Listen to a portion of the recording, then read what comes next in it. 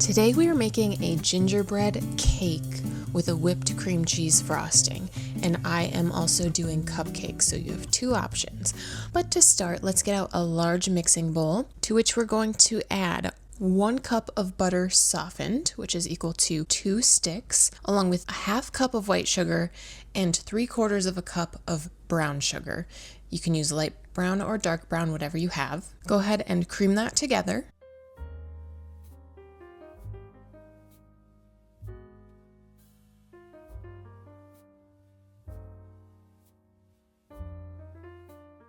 Once your butter and your sugars are fluffy, we're going to add 1 cup of molasses,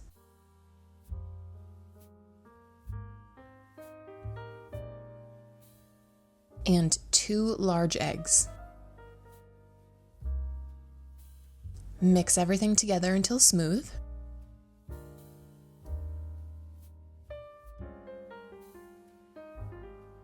In a medium bowl, we're going to mix together 3 cups of flour, 1½ teaspoons of cinnamon, a ½ teaspoon of allspice, 1½ teaspoons of ginger, 1½ teaspoons of baking powder, and 1½ teaspoons of baking soda. Whisk that all together and then get out 1¼ cups of milk. Bring back your wet mixture, and we're going to alternate adding our flour mixture and our milk in, and I split mine into about thirds, so 1/3 of your flour mixture, then 1/3 of your milk, until you've added everything in. Preheat your oven to 350 degrees and grease 2 9-inch round cake pans. Now I am using an 8x8 square pan. It is almost identical in area to a 9-inch round pan, and then I'm doing 6 cupcakes. So whatever you end up doing, grease or line your pans, and if you're just going to use parchment paper, I would still recommend greasing the parchment. This cake is very moist and a little dense, and so it's going to want to stick to your parchment. Whatever format you're baking your cake in, you're going to bake your cakes for about 30 minutes or until the cake springs back.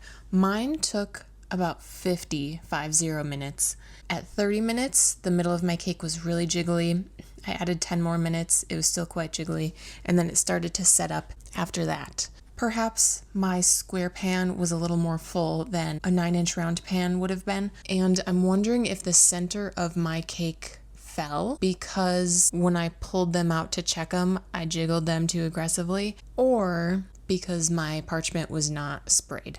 I don't have all the answers. Either way, this cake is going to be delicious. Just make sure it's cooked and not jiggling before you take it out of the oven. So once you do take your cake out of the oven, let your cake sit for 5 minutes, let your cupcakes sit for 5 minutes, and then take them out of the pan to cool completely. While your cakes are cooling, or once they are cooled, we're going to make our frosting. Now, I am not making the original recipe. I am making half whipped cream, half cream cheese frosting and folding them together.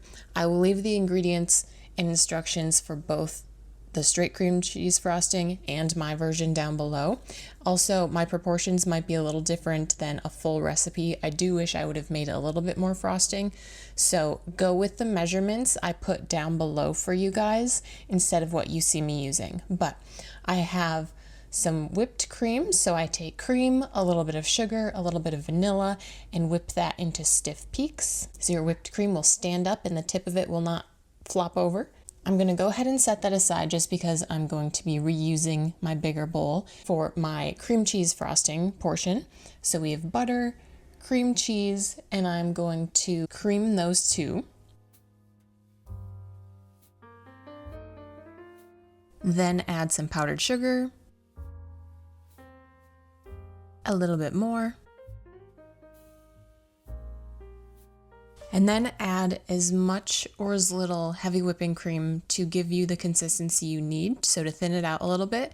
And this is where we're going to be adding some cinnamon, because this is a cinnamon cream cheese frosting. Then I'm going to fold my whipped cream into my cream cheese frosting. And again, this is just personal preference. Cream cheese frosting itself is very dense and I don't prefer it, but when it's cut in half with whipped cream, I think that's the perfect blend. Then, so we have a nice aesthetic cake, I'm going to cut the top of my cake off so that it is smooth so that I can frost it. And this leftover cake, don't throw that out. That's just snacking cake. And if you have enough frosting left over, you could just take your leftovers and layer them together and have your own little rugged dessert. And then I am not an expert cake decorator. I am just a cake eater. So no judgment on how you decide to frost your cake or cupcakes. Now, like I said, the original recipe has us making 2 9-inch round cakes. So you would level off your 2 cakes, frost the first one, and then add the second layer, frost that. And then this original recipe has us making a caramel drizzle. I've never made it. I will leave the instructions and ingredients for that down below for you guys. If you want to add that on top, I think that would look great. I like the look of adding some cranberries and some cinnamon sticks on top just to give it a little bit more of a festive look, especially if you're not an expert cake decorator. Yes, this cake tastes amazing, and as you know, we eat with our eyes first, so adding a little bit of razzle dazzle on top of your cake just makes it all the more exciting. I am not the biggest cake fan, but I love this cake. I find this cake perfect for fall, Thanksgiving, Christmas. You can absolutely enjoy it any time of year, but it just felt festive, so I made this for you guys between Thanksgiving and Christmas. Give this video a big thumbs up if you would give this cake a try. Be sure to subscribe for more delicious recipes. And if you're looking for another festive dessert, go ahead, click or tap here on screen, and I'll see you guys there.